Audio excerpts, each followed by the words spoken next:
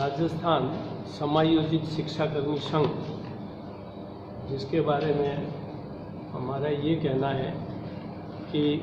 पूर्व की अनुदानित शिक्षण संस्थाओं को सन 2011 में राज्य सरकार द्वारा राजस्थान स्वैच्छिक ग्रामीण शिक्षा सेवा 2010 के अंतर्गत समायोजन किया गया था। समायोजन से पूर्व एक बात की ओर मैं ध्यान दिलाना चाहता हूं कि राजस्थान सरकार के वित्त विभाग और वित्त विभाग के नियम शाखा जो है उसमें Rajasthan civil services pension rule 1996 है और उसका जो नियम 14(2) है, उस 14(2) में विशेष रूप से एक बात कही गई है। वो बात ये कही है कि the services rendered by the employees serving in municipal schools और grant in aid private educational institution, grant in aid private educational institutions और अदर वॉलंटरी बॉडीज और institutions including water supply scheme managed by the municipalities और panchayat Raj institution prior to their take over by the government may be counted for the purpose of pension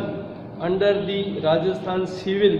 Pension Rules 1996 subject to fulfillment of following condition। और उसमें जो 3 condition थी उसमें ये था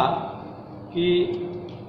the amount of contribution by the employer together with interest thereon standing to his credit in the contributory provident fund in the institution on the date of his transfer under government shall be credited to the general revenue of the state government. The amount of subscription together with interest thereon standing to the credit of the employee in his contributory provident fund account on the date of takeover of the institution will be transferred to his credit in a general provident fund. Employee shall in exchange be entitled to count towards pension the service rendered by him in the aforesaid institutions prior to the date of taking over, as such service has been rendered in pensionable establishment under the government, provided that benefit of pensionable service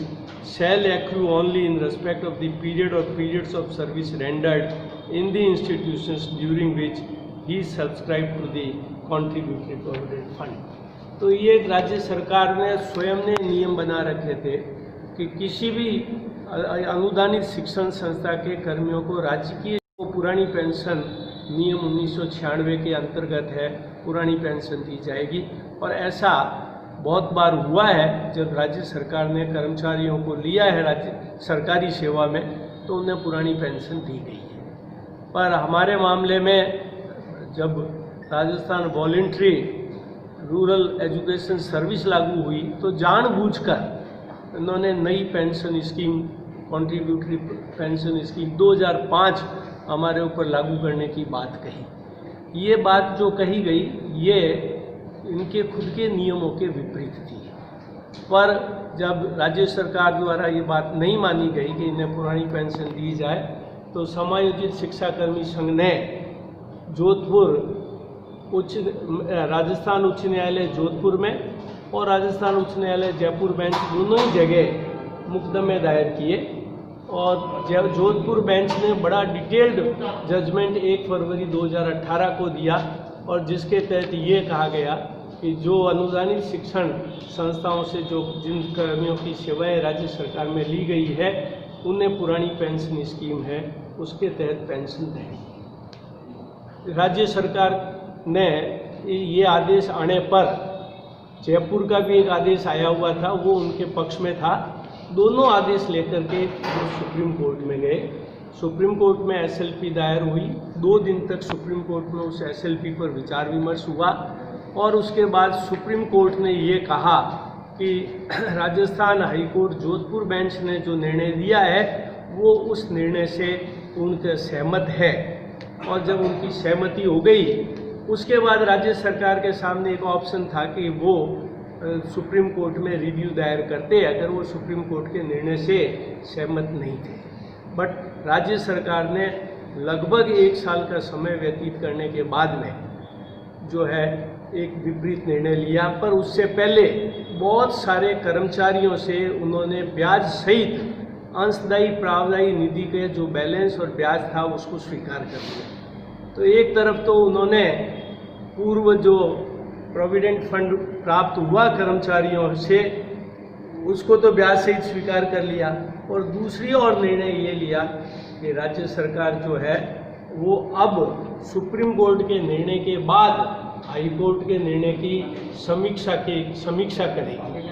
तो उन्होंने एक review petition file किया। वो review petition लगभग पिछले 1.25 साल से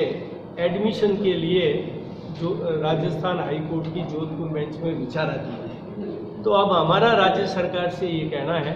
कि राज्य सरकार चूँकि जन कल्याणकारी राज्य की सरकार होती है और हमारे जो कर्मचारी है वो सीमित साधनों वाले कर्मचारी है, और कर्मचारी ने अपना प्रोविडेंट फंड ब्याज सहित ये इनके इन प्रकार धन जुटा करके जमा करवा दिया है, तो अब राज्य सरकार को चाहिए कि वो जन कल्याणकारी नीतियों को अपनाते हुए तकनीकी आधार पर इसको रिव्यू को वापस लें और कर्मचारियों को पुरानी पेंशन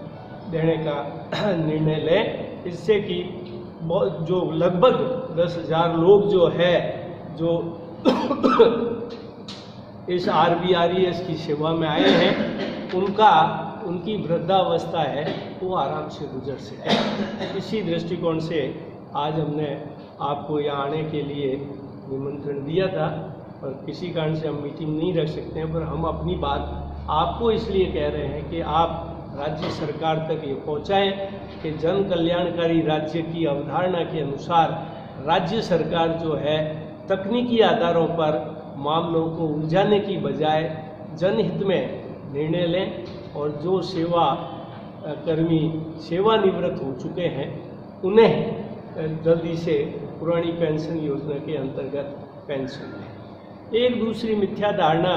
जो राज्य सरकार में चल रही है वो ये कि इससे इनके ऊपर वित्तीय भार बहुत बढ़ेगा।